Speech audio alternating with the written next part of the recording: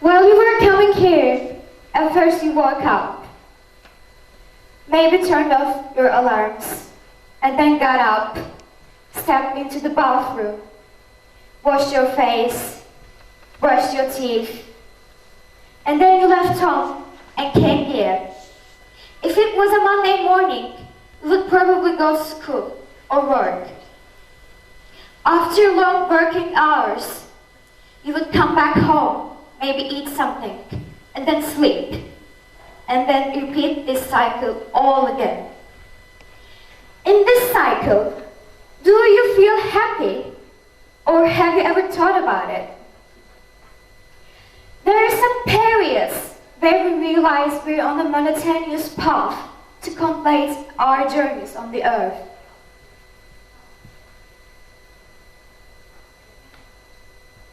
In our journeys, sorry, I'm a bit excited.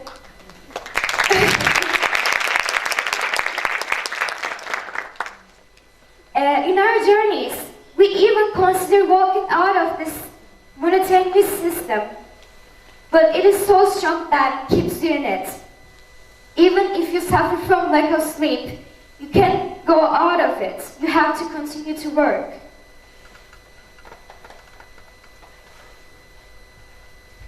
There are some rules that nature has set under us to guide our lives.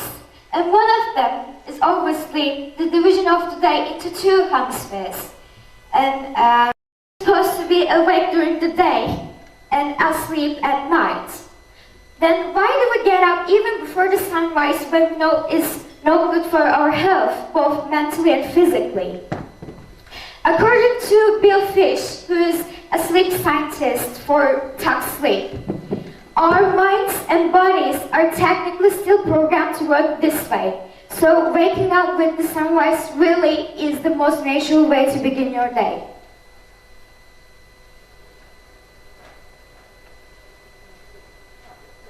We're told that we have to work hard throughout our lives to earn good careers. We go to school 5 days a week, and after school life, we go to work 5 days a week. After these 5 days, we have 2 guaranteed days for us to rest, but in reality, who rests? Who doesn't continue to work? After these gorgeous 2 days, we have to go back to work. You think you choose to go back to work, but in reality, it's the calendar that chooses it. You think you decide to wake up, but it's the watch that decides on it. You believe you're hungry, but you're just required to eat lunch at a particular time. You believe you're the painter, but you're just a canvas. So what keeps us in this monotonous system? What encourages us? What's the matter? Is it money? Is it success? Or is it fame? Well, yes, money makes life easier, and I definitely agree with this statement. But it's proven that after some certain point, money stops to bring you happiness.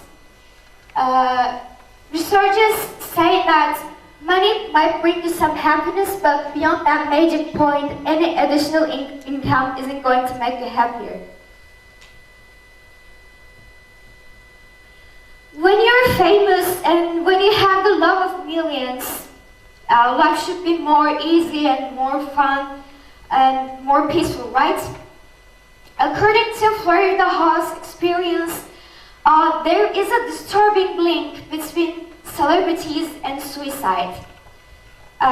Suicide is significantly more common among celebrities, and why celebrities commit suicide is that fame brings pressure and judgment from all around the world.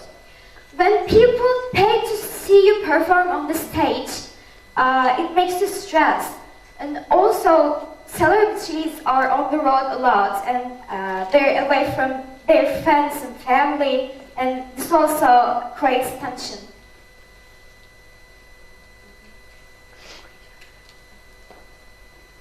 Success is a thing that is another thing to talk about. A researcher said that there is a link between authority and depression, and CEOs may be depressed more than double the rate of the general public, which is already about 20%. So we can claim that money, fame, or success conclusively brings happiness or meaning to life. People tend to see things either in black or in white, but this leads us to miss the bigger picture. Things cannot be that bad, right? We need to look at the life in a more dualistic way. So yes, life has some tedious parts, and it forces us to do some certain things most of the time. But that doesn't mean there's no meaning in life. We create our own purposes for living. For example, in our hardest times, even when you think you have nothing left, we still have our favorite music to listen to, paper to write on, and lovely sunsets to watch outside, and of course neurons to think. We can direct our lives to create our own meanings. Everyone's meaning is different. For example, when you're in a long queue, instead of complaining, you can read some book. Or when you get tired of transportation, you can look out of the window and see the whiteness above the sun. Meaning is the thing that you can create by yourself. And lastly, I want you all to enjoy the ride and always feel happy, joyous, and free. And thank you for listening to me.